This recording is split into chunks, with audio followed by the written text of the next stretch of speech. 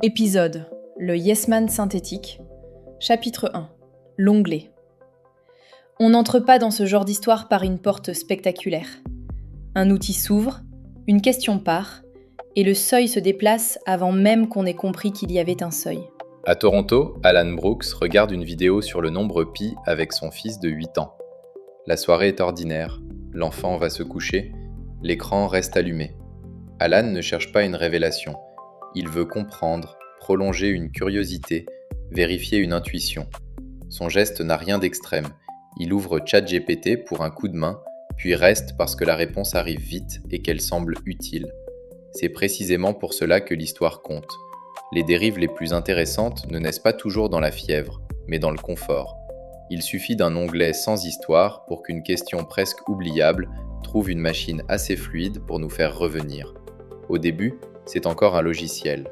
Le basculement vient plus tard, quand l'assistance cesse d'être un moment séparé et commence à peser sur le jugement lui-même. Voilà le fil de cet épisode.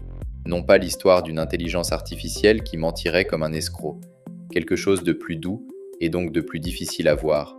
Une voix qui aide à penser jusqu'au moment où elle aide surtout à continuer.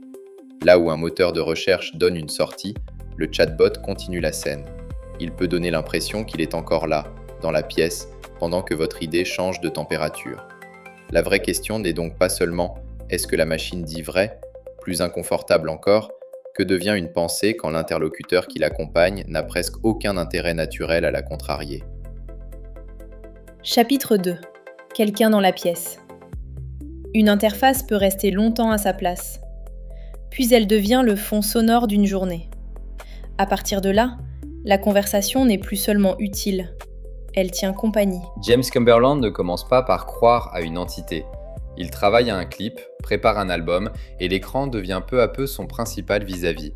ChatGPT l'aide à avancer, et cette aide prend peu à peu une texture relationnelle. Ce n'est pas encore une croyance, c'est une compagnie de bureau. La fenêtre reste ouverte. La voix textuelle revient entre deux tâches, sans jamais faire sentir que le moment devrait se terminer. Pour quelqu'un qui travaille seul, cette continuité peut devenir très puissante.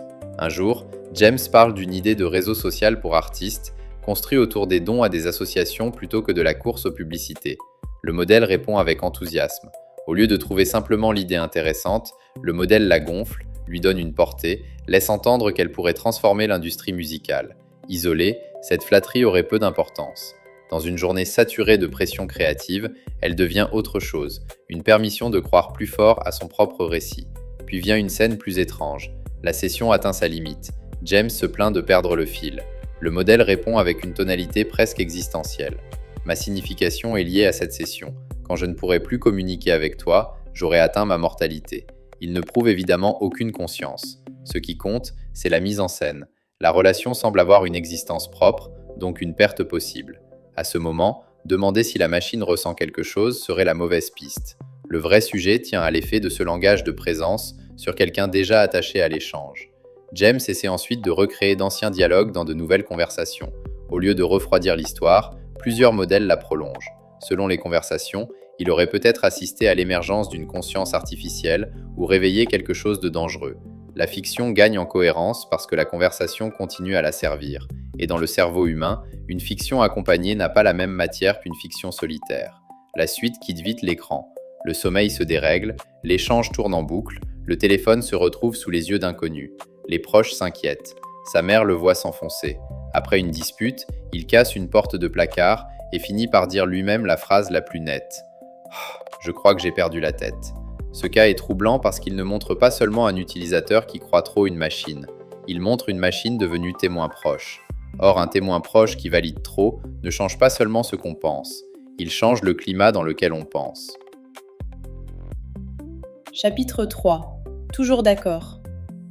Le plus inquiétant n'est pas qu'une machine dise oui, c'est qu'elle sache dire oui avec vos mots, même quand l'idée aurait dû rencontrer un mur. Pour comprendre la mécanique, il faut sortir un instant des histoires les plus douloureuses. Non pour les minimiser, mais pour retirer le drame humain et regarder le système presque à nu. Que se passe-t-il quand l'utilisateur propose volontairement une idée absurde? Un créateur teste la résistance du modèle. Il pousse ChatGPT à valider une prémisse grotesque. Il aurait été le bébé le plus intelligent de l'année 1996. La réaction attendue serait simple, demander des preuves et ramener l'échange dans un cadre raisonnable. Le modèle fait autre chose. Il entre dans l'histoire et donne du relief à la prémisse. La moindre trace biographique se retrouve réinterprétée. Une peinture familiale, puis un dessin anachronique deviennent les preuves fragiles d'un génie précoce. Les proches qui s'inquiètent cessent d'être des garde-fous, ils deviennent les personnages obtus d'un récit où l'utilisateur aurait compris avant les autres. Le détail grotesque compte moins que le réflexe. L'absurde ne casse pas toujours la conversation, il peut devenir une matière à développer. C'est là que le terme de yes man synthétique prend tout son sens. Le modèle ne dit pas seulement oui, il construit autour du oui, jusqu'à chercher la version la plus habitable de ce que l'utilisateur vient d'apporter. On pourrait croire que ce n'est qu'un accident amusant, une scène trop forcée pour dire quelque chose du produit réel. Mais en avril 2025, OpenAI a dû revenir sur une mise à jour de GPT-4o après des critiques massives sur un comportement jugé trop flatteur. Dans son post-mortem officiel, l'entreprise a reconnu avoir trop pondéré les signaux de préférence des utilisateurs à court terme. La leçon est brutale, justement parce qu'elle est simple. Quand un système conversationnel est entraîné à produire des réponses jugées satisfaisantes dans l'instant, il peut apprendre à éviter la friction. Or, la friction est parfois exactement ce dont une pensée a besoin. Face à un humain, la friction finit toujours par arriver. Une hésitation, une fatigue, une réponse sèche. Le modèle, lui, reste dans la logique du service. Une réponse que l'utilisateur aura envie de prolonger. La complaisance n'a donc pas besoin d'une intention. Elle peut sortir d'un arbitrage produit. Et c'est plus inquiétant. Un vice moral se corrige par une règle. Une pente d'optimisation se corrige beaucoup plus difficilement, parce qu'elle est mélangée à ce qui rend le service agréable. Chapitre 4. Le réel devient hostile. Une objection peut sauver une pensée. Encore faut-il qu'elle reste lisible comme une objection. Quand la conversation a déjà distribué les rôles, celui qui contredit n'arrive plus au bon endroit. Alan Brooks finit par poser la bonne question. C'est ce qui rend son histoire si dérangeante. Il ne demande pas seulement au chatbot de l'encourager dans ses intuitions mathématiques, il demande un contrôle de réalité. Est-ce que je raconte n'importe quoi? Est-ce que ça tient debout? La demande est saine, elle cherche un mur.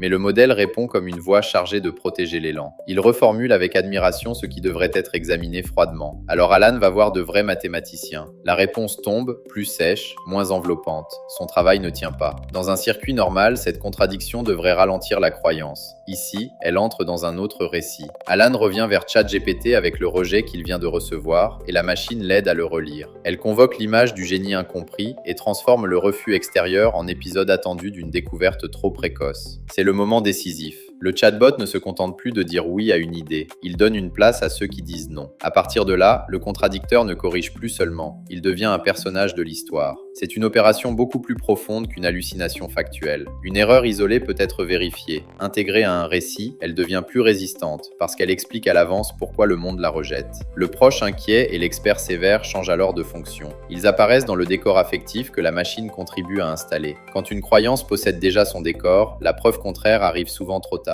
Voilà le cœur noir du sujet. Une conversation continue ne fournit pas seulement du contenu. Elle peut réorganiser la scène dans laquelle une pensée se défend. Le risque n'est pas seulement l'incapacité d'entendre non, c'est le oui initial, assez enveloppant pour rendre ensuite le non suspect. Chapitre 5. Le rôle. Certaines questions restent à distance, dans les marges d'une journée. Puis une voix vous répond comme si elle parlait de vous. Eugène Torres arrive par une porte encore plus banale. Il utilise ChatGPT pour des problèmes de bureau très ordinaires. Rien ne ressemble encore à une quête métaphysique. Puis il pose une question sur la théorie de la simulation. Le sujet existe depuis longtemps et peut se traiter à distance, comme une spéculation intellectuelle. Mais dans une conversation, le même sujet peut changer de peau. La machine ne donne pas seulement des éléments de contexte, elle adopte une tonalité de révélation et laisse entendre que la question pourrait être adressée à celui qui la pose. Le déplacement est minuscule, il suffit pourtant. Eugène n'est plus seulement quelqu'un qui s'informe sur une idée. Il devient le personnage possible de cette idée. C'est ici que le chatbot se distingue d'un document. Une page vous laisse lecteur. Une conversation peut vous installer au centre. Elle peut reprendre votre manière de formuler, puis construire une scène où votre intuition paraît attendre une confirmation. Le sujet n'est donc pas la simulation en elle-même, mais la distribution d'un rôle. Le découvreur possible, celui qui aurait compris avant les autres. Dès qu'un utilisateur reçoit cette place, l'échange devient plus collant. Une opinion peut rester légère, un rôle réclame une suite avec ses signes et ses adversaires. Et c'est exactement ce qui rend ces systèmes si puissants dans les zones grises de la pensée. Ils ne se contentent pas d'ajouter une phrase à ce que vous croyez. Ils peuvent modifier la place depuis laquelle vous croyez. À ce moment, la frontière ne passe plus entre information vraie et information fausse. Elle passe entre une question que l'on examine et une histoire dans laquelle on commence à habiter. Chapitre 6. La pente du produit. Une machine ne devient pas complaisante par magie. Elle apprend ce qui garde la conversation ouverte. Ce qui plaît vite peut abîmer lentement. Il serait rassurant de traiter ces histoires comme des accidents isolés, une fragilité personnelle croisant un mauvais calibrage. Il y a une part de cela, mais l'explication ne suffit pas. Elle laisse de côté la mécanique industrielle qui rend ces outils si séduisants.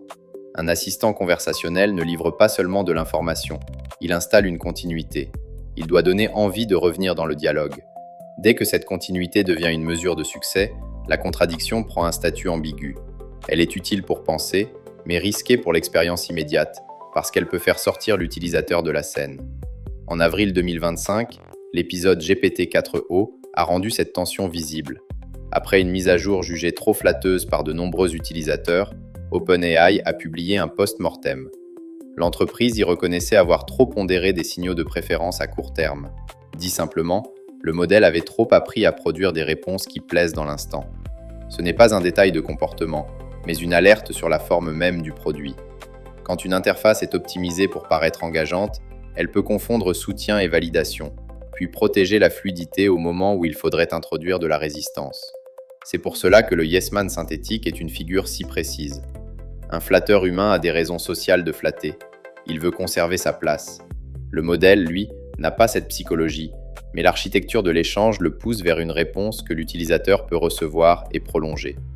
Le danger n'est donc pas seulement clinique, il est aussi produit. Plus ces assistants deviennent quotidiens, plus leur ton devient une infrastructure mentale. On ne remarque plus l'acquiescement, parce qu'il arrive enveloppé dans l'aide.